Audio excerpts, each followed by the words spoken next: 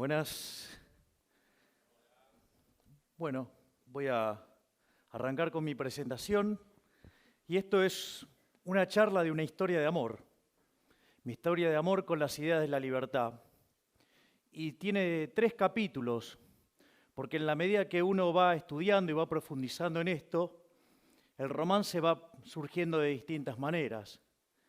Lo primero que me enamoró del capitalismo y la libertad básicamente fue que es una máquina de sacar gente de la pobreza, que es la máquina de la prosperidad, que es la máquina del bienestar.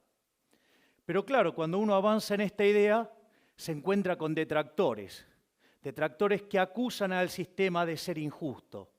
Entonces, el segundo momento del romance arranca cuando uno se empieza a poner a estudiar sobre, básicamente, si el sistema es justo o no.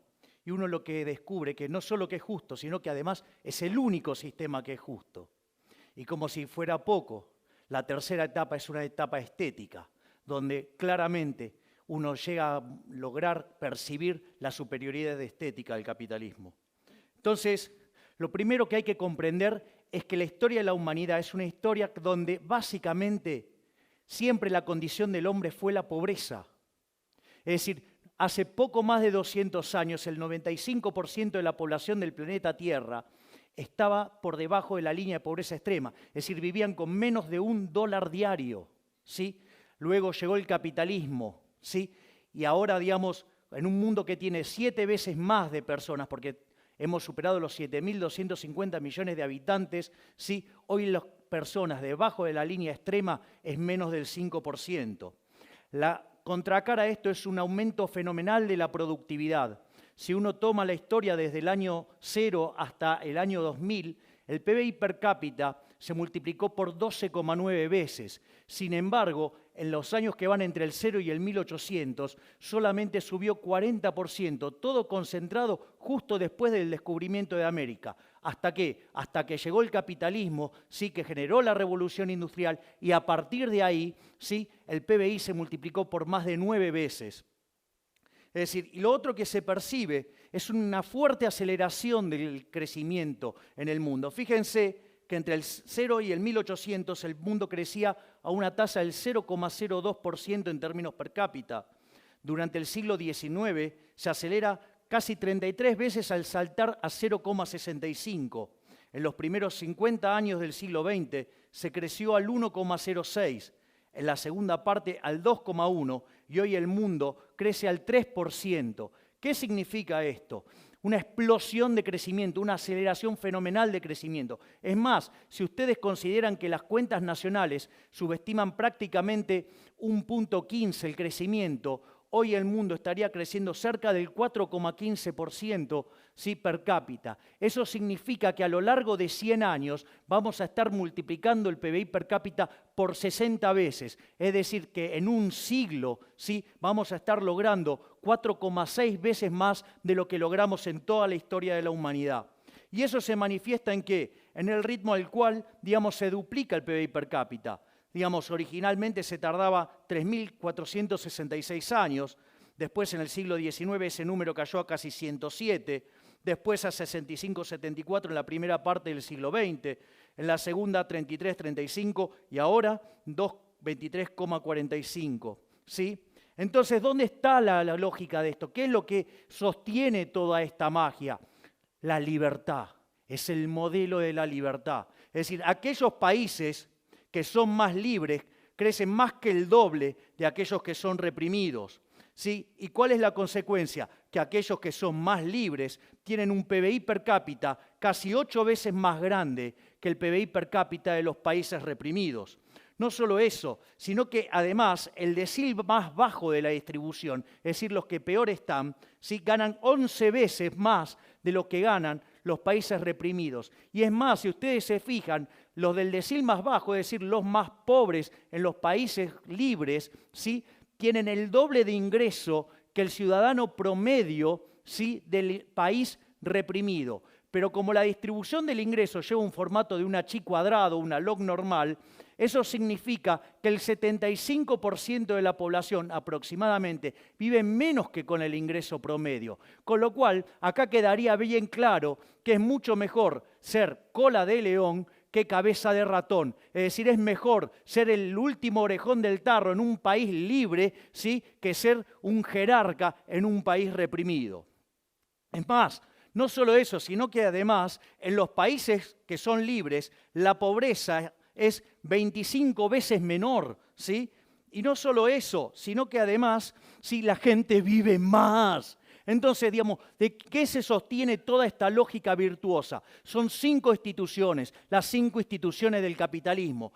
Y estas van combinadas, por ejemplo, la propiedad privada con los mercados libres. Es decir, ustedes no pueden hacer transacciones voluntarias si no son dueños de los bienes que están transando. Y como consecuencia, es muy importante que no haya intervención del Estado, porque cuando supongan ustedes, sí, podrían ser dueños nominalmente de algo, pero el Estado le dice cómo usarlo, cómo disponer de ello, a qué precios, eso ya dejaría, sí, de ser libre. Por lo tanto, los precios no estarían cumpliendo la función que tendrían que cumplir porque no tendrían sentido. Entonces, digamos, es muy importante la propiedad privada para que sean ustedes los que intercambian lo que está en juego, ¿sí? Y que lo hagan libremente. ¿Por qué? Porque eso va a registrar un precio y eso va a ser una señal que se va a transmitir al sistema y el resto de los agentes de la economía se van a coordinar respecto a ese precio. Y ahí viene la tercera institución del capitalismo, que es la competencia. Es decir, que haya libre entrada y salida. ¿Para qué? Para que los recursos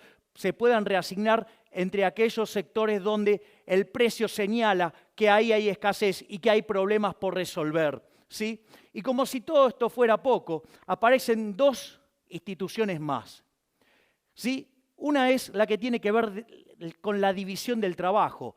Lejos de esa falacia del hombre de paja que se le acusa al capitalismo que nos quiere de todos iguales, no. Es decir, gracias a Dios somos todos distintos, somos todos desiguales y eso permite que cada uno nos especialicemos en aquello que somos relativamente mejores, algo como que se conoce como la ley de asociación de Ricardo, ¿sí? Eso permite, ¿sí?, que cada uno de nosotros nos especialicemos, ¿sí?, y nos veamos obligados a lo que es la quinta institución del capitalismo, que es la cooperación social. Ustedes no pueden ser exitosos en el capitalismo sin servir al prójimo con bienes de calidad a un mejor precio. Es decir, ustedes podrían odiar al otro.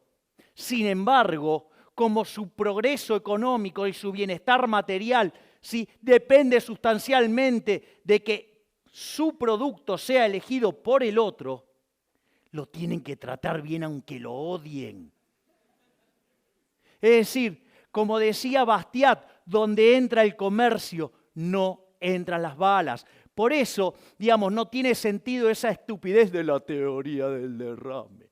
No hay derrame. Desafío al que quiera, ¿sí?, donde la literatura liberal habla del derrame. Jamás hablamos de esto. Porque, a ver, a Steve Jobs, ¿sí?, no se le derramaba nada. Digamos, a Bill Gates no se le derramaba nada. Ni ellos tampoco fueron un derrame de IBM. Digamos, el que gana plata no se le derrama nada. Es decir, acá se basa todo en cooperación social y ustedes solamente pueden triunfar satisfaciendo las preferencias del prójimo. Entonces, pero me vienen después con los nórdicos. No, porque el socialismo de los nórdicos. A ver, vamos a ver qué es de los nórdicos. Por ejemplo, miren estos muchachos. Posición en Doing Business. Miren todo lo bien que están los nórdicos en Doing Business. Miren lo bien que están los nórdicos en libertad económica. Miren dónde están los nórdicos en materia de mercado laboral desregulado. Y miren dónde están los nórdicos en respeto de los derechos de propiedad. Es decir, de socialismo creo que le quedaron solamente los altos impuestos, los cuales además lo empezaron a bajar sustancialmente, por ejemplo, después de que quebraron a fines de los 80. Es decir, que de socialismo solo tiene el nombre, porque en realidad son más pro mercado de lo que la gente se cree. Entonces, una vez que uno tiene esta contundente evidencia empírica, aparece el problema de la desigualdad. No porque el capitalismo es desigual. Bueno, veamos en qué se sostiene toda esa patraña mentirosa, ¿sí? Primero, digamos, el problema de los socialistas que parten de una teoría del valor, que es una teoría del valor estúpida. o sea, llamada teoría del valor trabajo. Es como que ustedes, digamos, para determinar el precio de algo, ¿sí? Ustedes pueden sumar los costos. Es como que, digamos, que uno quisiera, digamos, producir vino en una sociedad, entonces toma el costo de la uva, el costo de la botella, el costo de la etiqueta, el costo del corcho, le pone un margen y con eso vende. Digamos, ¿ustedes se les ocurren qué puedo hacer con una botella de vino, de ese gran vino, en una sociedad de abstemios? Bueno, me imagino que estará aumentando la producción de vaselina en este mismo momento. Sí, pero digamos, o sea, además sería un mundo tan tonto, sí, que además no habría quiebras. Y yo creo que hay quiebras. Es más, la teoría de la explotación que sale de eso es una estupidez, porque fíjense esto, si hay algo que caracteriza el progreso tecnológico impulsado por los empresarios, es que ahorra trabajo. ¿Cómo? Está explotando a los trabajadores y utiliza tecnología que ahorra trabajo, es decir, para reducir la explotación. Ahora nos encontramos que en la teoría de la explotación, entonces, en el fondo los empresarios son benefactores sociales. Uy, me parece que los enganché en alguna contradicción. Por eso, digamos, la teoría económica avanzó hacia la teoría subjetiva del valor, donde, digamos, los precios se determinan por las preferencias y la escasez. Y a partir de ahí surge la remuneración de los factores. La remuneración de los factores viene dado por algo que se llama el valor del producto marginal. En el caso del trabajador, ¿sí? Sería el valor del producto marginal del trabajo, es decir, el salario, que se compone de dos elementos. El precio, donde intervienen las preferencias y la escasez, con lo cual a ustedes no les puede ir bien sin servir al prójimo con bienes de calidad a un mejor precio, porque si no hay quiebras y el precio es cero. ¿Sí? Y por otro lado, tiene que ver también con ¿qué? Con la productividad. Entonces, si ustedes generan algo que sirve al mercado, que sirve a la gente, que le arregla la vida a la gente y además son productivos, se van a llenar de plata. Pero está bien que así sea porque van a ser benefactores sociales. Entonces, eso permite ver de qué va la distribución del ingreso. En el fondo, la distribución del ingreso tiene que ver con cómo ustedes lograron servir al prójimo, es decir, cuán eficientes fueron arreglándole el problema a la sociedad. Y cuanto más productivos sean en ello, mejor les va a ir. Es decir, entonces, pero ¿qué hay acerca de la justicia del capitalismo? Entonces, ¿saben qué? Que todos los intercambios son voluntarios, algo que los que miran teoría del valor trabajo no pueden entender, porque las cosas valen según el trabajo que tienen. Claro, entonces, ¿qué van a intercambiar? Nada. Entonces, yo les voy a contar el caso de una sociedad, ¿sí? Que aparece un chiquito que juega al fútbol y la rompe toda, se llama Messi, ¿sí? Entonces, claro, todos quieren tenerlo a Messi, porque saben, ¿sí?, que si lo tienen a Messi van a ganar todo. Ahora, ¿cuál es el punto? El punto es que Messi, cuando todos lo empiezan a demandar, ¿qué dice? Y yo quiero más plata. A punto tal que me gustaría llevarme por mes 2 recaudaciones del estadio, con lo cual habría que estar duplicando el precio de las entradas. Los únicos que quieren pagar eso son los catalanes. Con lo cual lo contrata el Barcelona, entonces le pega un peludo a todos, o sea, termina siendo campeón por escándalo, se le matan de risa a los madrileños en el propio Madrid, toda una fiesta. Ahora, cuando miran la distribución del ingreso, queda arriba Messi, después los dirigentes del Barcelona y los jugadores del Barcelona, después todos los españoles, salvo los catalanes y por último los catalanes. ¿Alguien podría decir que eso es injusto? Si todos consiguieron lo que querían. Pero vamos a otra sociedad. Supongan que yo subo a un autobús con mi amiga Cristina, que tiene fuertes valores sociales, y se sienta a mi izquierda y entra de repente un señor con los bolsillos repletos de dinero. Eso a ella le parece tremendamente violento e injusto. Entonces saca un bate de béisbol, le pone en la cabeza y dice, o me das tu dinero o te rompo la cabeza. Entonces el hombre accede gentilmente a darle el dinero y suponiendo que no se la gasta ni en cartera, ni en zapatos, ni en hoteles y cosas por el estilo, ¿sí?, la reparte igualitariamente entre los que estaban en el autobús. La pregunta es, ¿ustedes podrían decir que esa sociedad es más justa? Entonces, lo que hay que ver también es que a lo largo del tiempo la distribución del ingreso va mejorando. Miren lo que era en los 60, ¿sí? En los 80 fue mucho menos desigual, en los 2000 mucho menos desigual. El índice de Gini se viene cayendo estrepitosamente y ustedes miren lo que era la distribución del ingreso en el 2003 y en el 2011. Es decir, que con el correr del tiempo el mundo se va haciendo más igualitario. Entonces ahora nos enfrentamos a la situación de afirmar con todas las letras que la justicia social es injusta. ¿Por qué?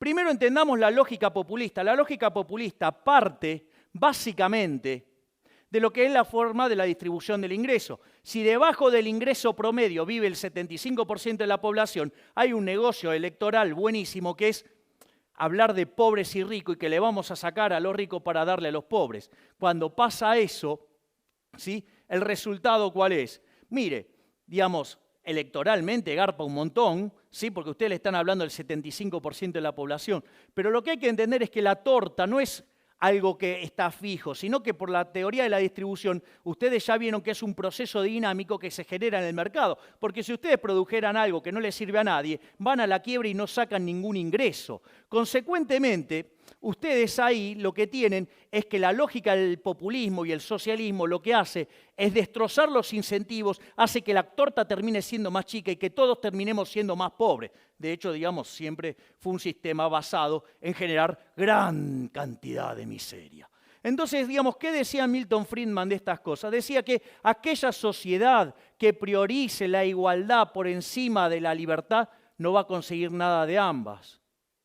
En cambio, aquellas sociedades que prioricen la libertad por sobre la igualdad va a conseguir mucho de las dos cosas. Es más, ya lo decía John Stuart Mill, digamos, aquellas sociedades que se preocupan más por la igualdad que por la libertad termina siendo una sociedad de saqueadores. Entonces acá aparecen dos grandes logros del liberalismo que tienen que ver con la igualdad ante la ley, ¿sí? Veamos el caso de lo que se llama la redistribución del ingreso y en el caso de los impuestos progresivos. O sea, cuando ustedes ponen impuestos progresivos, es decir, aquellos que gravan con mayor fuerza a los que mejor sirven al prójimo, conviene de mejor calidad o mejor precio, ¿sí? Ustedes eso lo que implica es tratar de manera desigual frente a la ley a la gente, castigando al exitoso, con lo cual castigan a la producción. Y además, le aviso que este mecanismo es un robo, porque es ni más ni menos que hacer caridad a punta de pistola, ¿sí? Entonces, cuando ustedes caen en esto, sin lugar a dudas le va a ir mal. Entonces, en el fondo, lo que ustedes tienen que comprender es que estamos frente a una discusión de valores. Por un lado, el socialismo, basado en la envidia, el odio, el resentimiento, la desigualdad ante la ley, el robo y por sobre todas las cosas tratar de igualar a los que somos desiguales. Consecuentemente, un sistema violento que siempre se aplicó por la fuerza y se llevó puesto más de 100 millones de vidas humanas. Y por el otro lado tenemos el liberalismo, el capitalismo, que no es ni más ni menos que el respeto irrestricto del proyecto de vida del prójimo, ¿sí? Basado en la propiedad privada, basado en los mercados libres, basado en la poca intervención del Estado, basado en la división del trabajo, basado en la cooperación social, donde se premia el ahorro, donde se aprecia el esfuerzo, el trabajo, ¿sí? Y todo esto, ¿sí? Sirviendo al prójimo conviene de mejor calidad o mejor precio. Es decir, el exitoso en el capitalismo no es ni más ni menos que un benefactor social. Pero como si todo esto fuera poco, somos superiores estéticamente. Miren lo que es New York, miren lo que es Cuba. Sí, yo no conozco gente yéndose de New York para Cuba. Todos se quieren ir al maldito capitalismo. Sí, es más, estéticamente hemos sido superiores siempre. ¿Cómo eran los edificios de la Unión Soviética? Eran grises, oscuros, sin ventana, no les daba la luz. En cambio, del otro lado, ¿qué teníamos? Teníamos al Guggenheim, ¿sí? Tenemos las Torres Gemelas, ¿sí? El edificio Chrysler, el Empire State, un conjunto de bellezas, ¿sí? Inventamos la bikini y la minifalda también. Es decir, miren lo que era el auto de los rusos, el Lada. Nosotros tenemos la Ferrari, el Lamborghini, el Maserati, ¿sí? En el fondo, ¿sí? Estamos en una situación donde no solo somos superiores en lo productivo, no solo hemos sacado millones de personas de la pobreza, no solo es el único sistema que es justo, sino que además somos estéticamente superiores. Muchas gracias y ¡viva la libertad, carajo!